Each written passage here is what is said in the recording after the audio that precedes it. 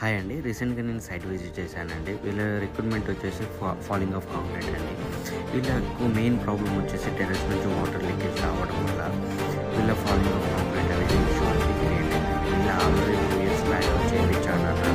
అంటే నార్మల్‌గా ఏసీ వాళ్ళ దగ్గర కంప్లీట్ చేయించారన్నారు. కాకపోతే వాళ్ళు మళ్ళీ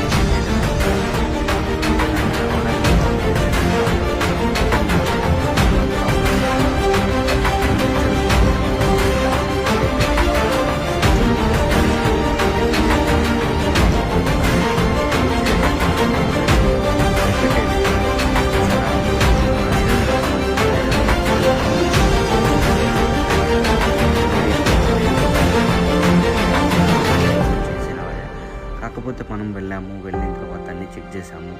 చెక్ చేసేసి హ్యాలో ఉన్నంత వరకు మనం అన్ని దగ్గరుండి తీపిచ్చాము.